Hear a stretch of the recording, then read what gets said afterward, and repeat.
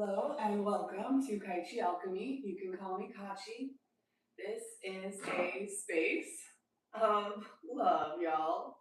Good morning, good afternoon, good evening, good night, wherever you are in the cosmos today. I want to thank y'all for showing up. Thanks for supporting the channel. Thanks for co-creating community with me. I wanted to thank y'all for all that engagement. That's been super amazing and helpful. Thank you so much. Please only take what resonates with you here today and leave the rest for the next guy. Before we get started on today's reading, I'm going to have everybody take a one breath meditation with me. So go ahead and take your hand on your heart and one on your belly. You can close your eyes if you'd like. You can hold it at the top if you'd like. And we're going to take a moment of silence here.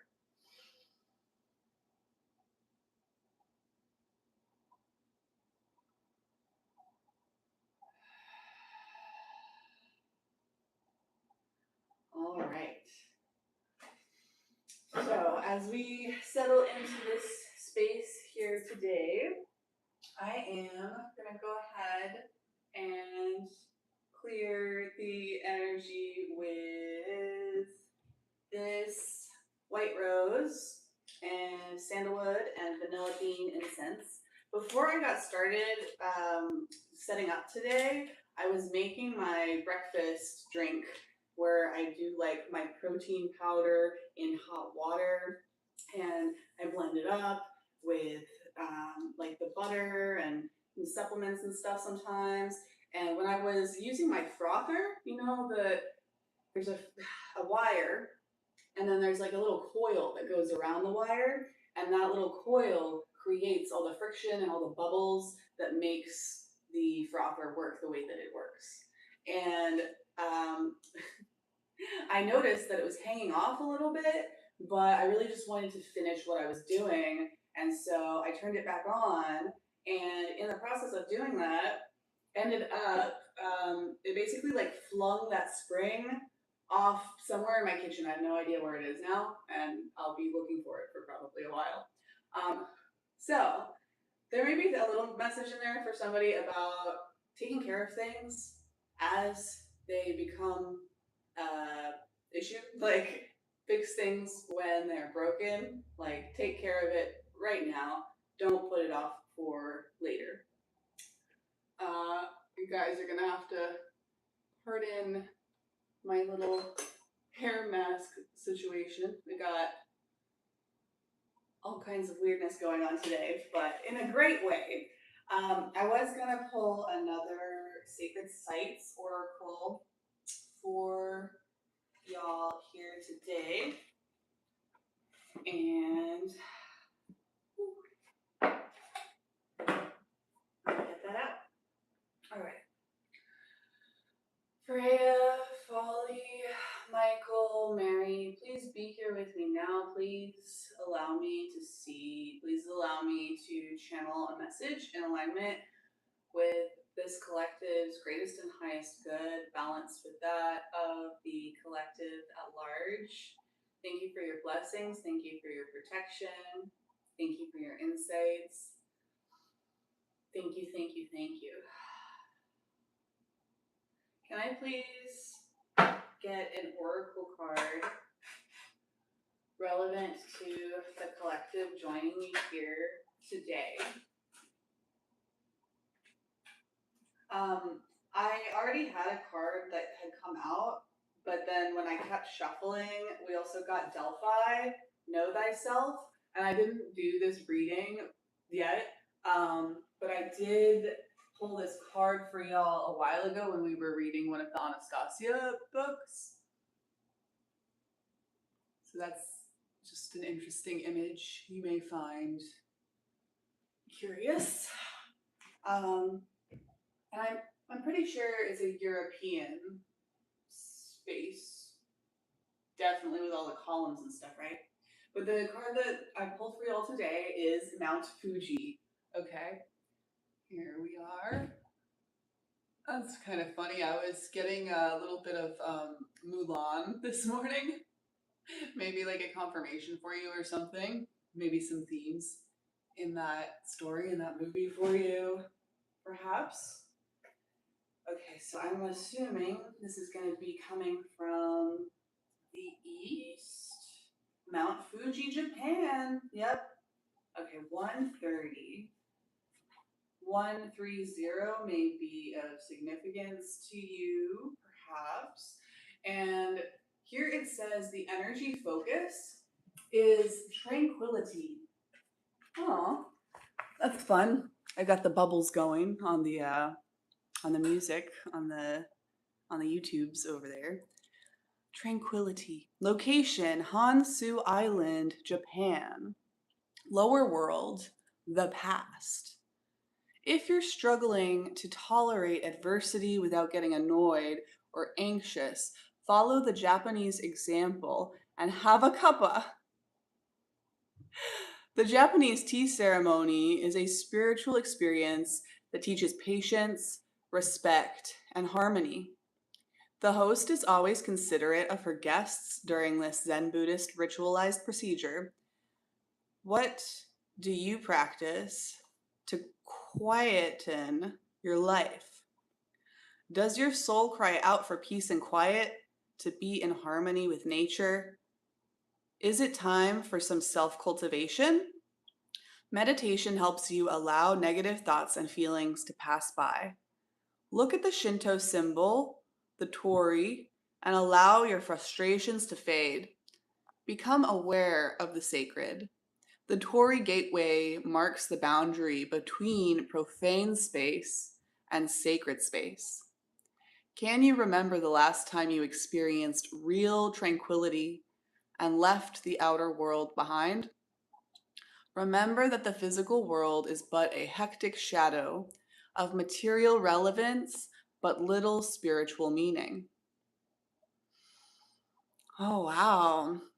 You may have some sort of relationship to the tea houses and the tea ceremonies. It's become quite a like subculture thing in America, but it is a really beautiful practice, and it can be very useful for building community and stuff. But it's also something that you can do yourself at home in your cave, in your isolation, in your own space, on your own, just taking the time and the intention and the quiet, and to sink into those sensual experiences, essentially, and to go through a ritualized process of a very everyday activity.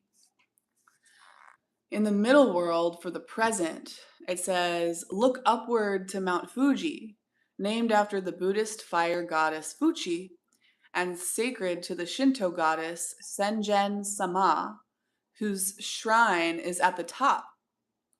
The volcano is seen as a sacred being with a soul of its own, which offers a gateway to another world. Let it inspire you to think outside the box. The Yamabushi are mystical hermits associated with this mountain who go on vision quests, connect with the spirits of the mountains, and seek to share their spiritual power to meet human needs. If you yearn to be in nature, the middle world invites you to take the retreat, to give yourself that break, and to feed your soul. Whether you are drawn to the hills, seas, or forests, just be in nature and let your mind wander. Perhaps you too will hear a call to help humanity. I was channeling, I posted a long walk with Jill Scott this morning. And I think at the very end of that song, or somewhere in there, there's like a lyric where she said, and maybe we can save the nation. So, I mean, in the present, settling down into the present. That song is like so very in alignment with this reading. That's so funny. About finding the sacred in the mundane and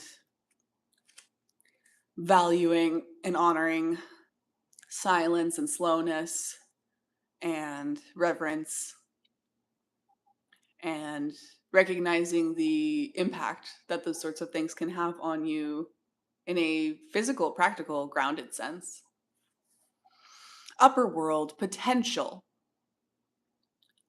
Amaterasu, the Japanese sun goddess, smiles at you.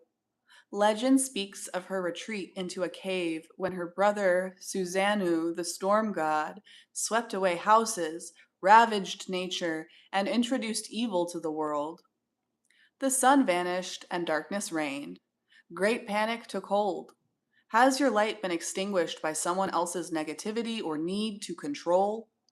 From her cave, the goddess heard merriment.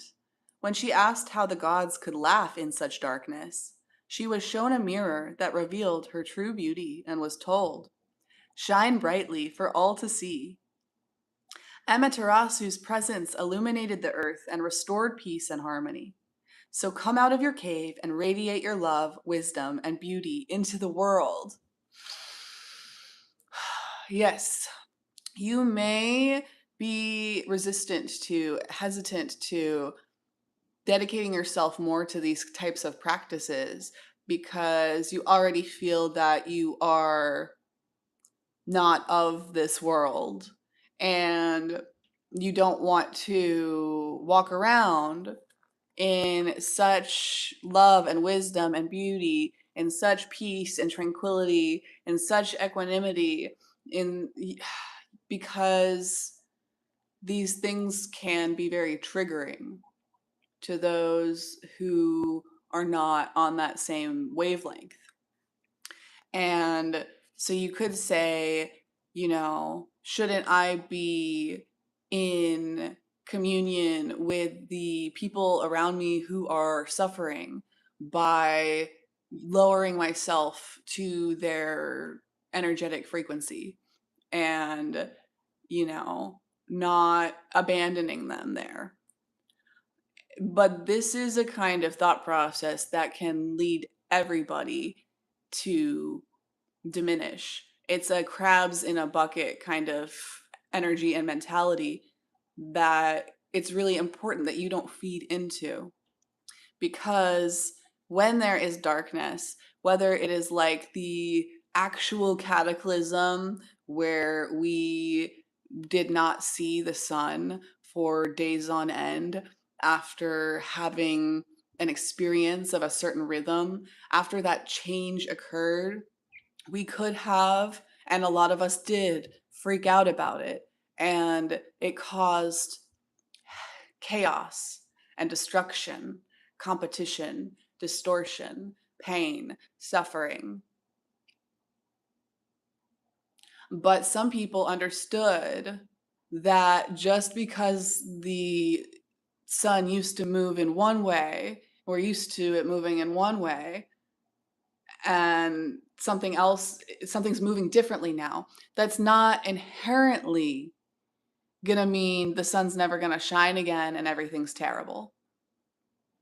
And the people that had that patience and that faith and remained self-controlled, mentally controlled, emotionally controlled, they had this spiritual strength and guidance that they followed, and they were the ones who rebuilt civilization, who seeded civilization, who taught our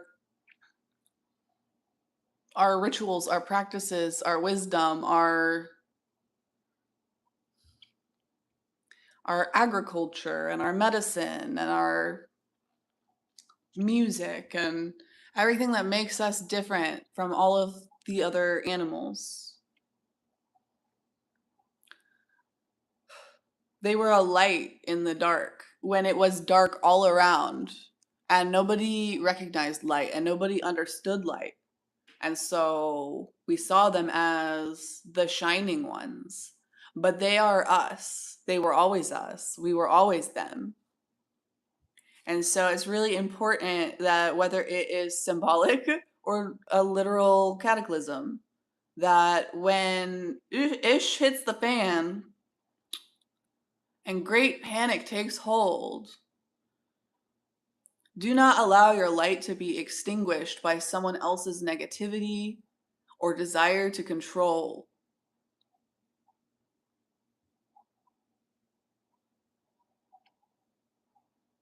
Be as a god.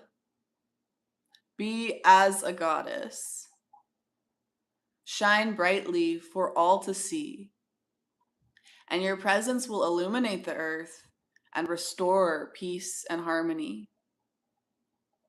You have permission to come out of your cave and radiate your love, radiate your wisdom, radiate your beauty out into the world. Thank you for your service. Thank you for your insight. Thank you for your action. Thank you for your light. Thank you for the reminder, the memory, the faith, the patience. Thank you for the reminder to all of those that you trigger, and the reminder to all of those who you inspire. There's a visualization here that I'm going to read for y'all here today. So if you'd like to get cozy, now is the time. Visualization is called global tranquility. Sitting quietly, close your eyes and take a deep breath. Imagine that you are scaling a mountain. The path is hard, but eventually you reach the summit, where Amaterasu awaits, and say to her, "Goddess of brightness, light me up. Light up in me. I offer to help heal all beings of land, air, and sea. Let the clearing begin from the Mount of Fuji." Focus on your solar plexus, now glowing golden. See this light spread throughout your body. Now watch it expanding out into the world, through the streets, wrapping around houses, encompassing meadows, spreading over mountains, forests, lakes, and oceans. The entire world receives this healing light. And now Amaterasu takes the light up above the world and wraps it round the whole planet, healing and regenerating all living things that dwell there. When you know in your heart that your work is done, say, "As the world receives healing light, may I return to what is right. I allow my light to fully shine. From this day forth, I claim what's mine." Open your eyes, knowing you have helped to restore the planet and yourself to a place of divine tranquility.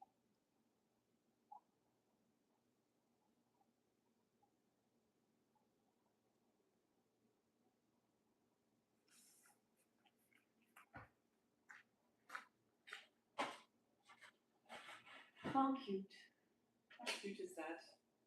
So I'm going to reread this spell for you if you want to keep it for yourself for later. Maybe I'll try and see if I can get that visualization pinned up as a short. I have to wait for it to load, so probably tomorrow. Maybe it'll just happen to be the automatic AI generated live highlight. We'll see. But the spell right here that you were given is, "As the world receives healing light, may I return to what is right. I allow my light to fully shine. From this day forth, I claim what's mine." Pardon me. So go out there and claim your light. And thank you for that. I'm gonna pull a little bit of the Light Seers Tarot here. See if there's any additional messages that Spirit would like for me to share with the collective showing up here today. Spirit, is there anything that we should expand upon before I sign off and drink my breakfast? Please and thank you, thank you, thank you. Please and thank you, thank you, thank you. Please and thank you, thank you, thank you.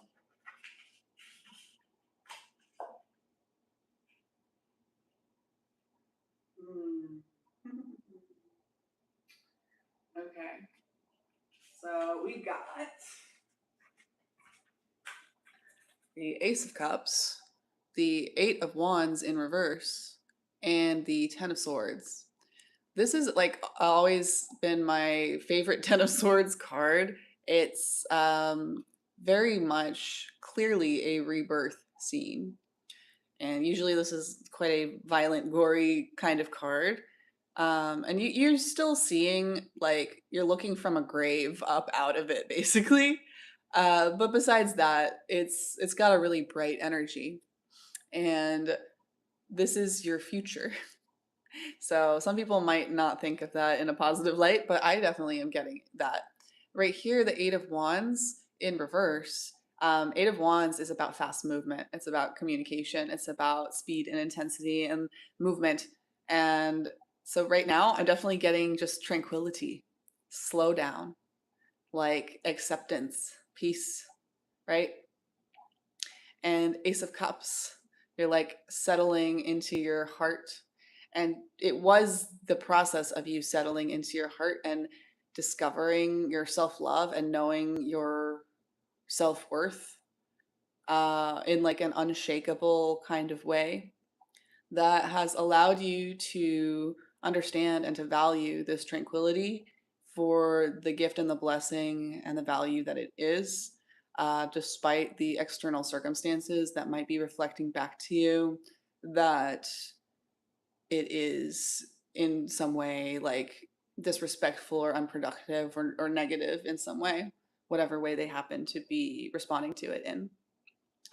And because you found this footing in your heart and you moved forward into peace and stillness and slowness, that is creating this beautiful, peaceful experience of death and rebirth in your life, maybe in the world, maybe in some, some energy, some type of energy, some type of egregore, some type of pattern that's been playing out.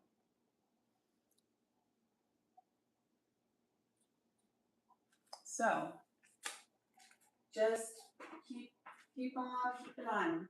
Remember, whenever you get shaken up, whenever you feel like things are moving too fast, try and reconnect to that moment that you had when you connected to your own heart, when you found that truth and that emotional fulfillment and that intuitive knowing of where value comes from in the world.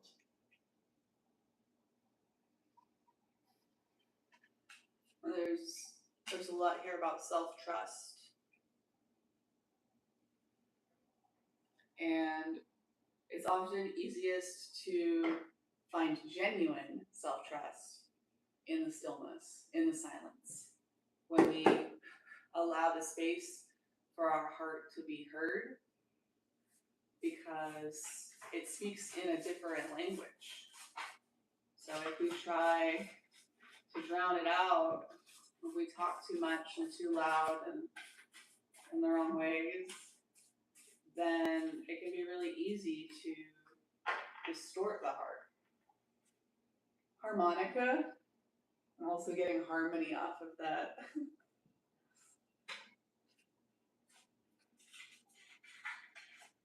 I got go, forget, drive, Billy. Can I get some more confirmations for the collective gathered here today?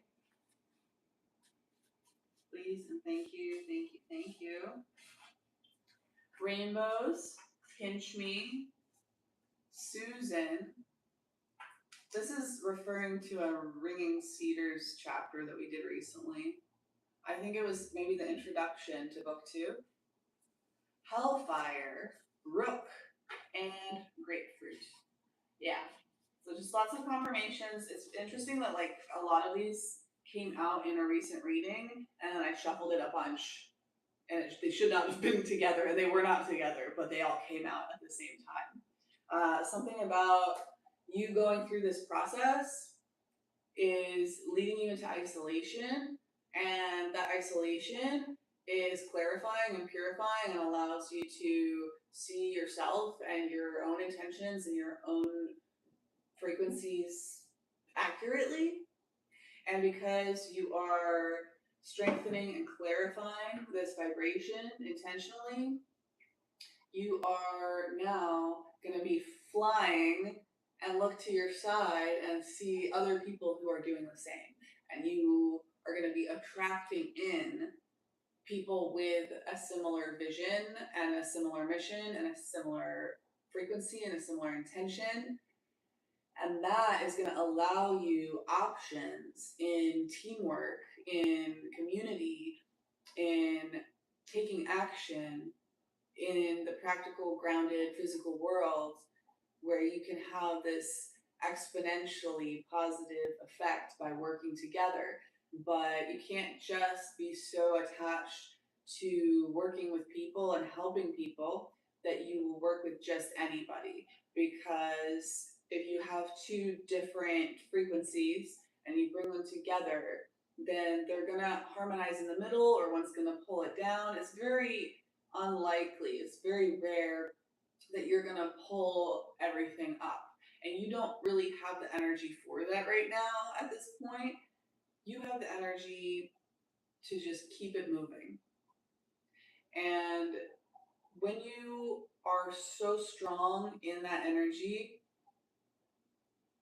you are going to inevitably find other people who just keep it moving. And so when you come into those spaces of community, those spaces of teamwork, it's going to be an entirely different experience than anything that you've ever been through before. And it's what we need. What do we need? I mean, we need you, we need that, but what is that? What does that bring? La Calavera.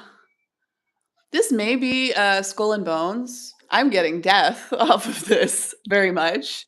4 plus 2 is a 6. Might also have some Virgo placements, maybe significant to you. But also, not just death, but I'm getting pirates, right? Misfits. Uh, misfits that band together. And I suppose that that's kind of what boys' clubs are. That's kind of what secret societies are. But any group that comes together to work on a common goal is a cult. There's just different kinds. So this is like the cult of individualists. You know, the cult of people that honor your freedom and your intuition and your soul so much that they want to support you just because you are who you are. And the only thing that they want to support more than you being who you are is themselves, because they know themselves, they value themselves, they put themselves first. And that is what helps them to maintain and to utilize this death transformation energy for good, instead of allowing it to bring death to their own life, to their body, their mind, their soul. But instead, now you can work together to bring death to things that need that energy. Thank you so much for joining me here today. Love, light, peace, and personal responsibility. I will see you here next time. And yeah, I hope you have a good one.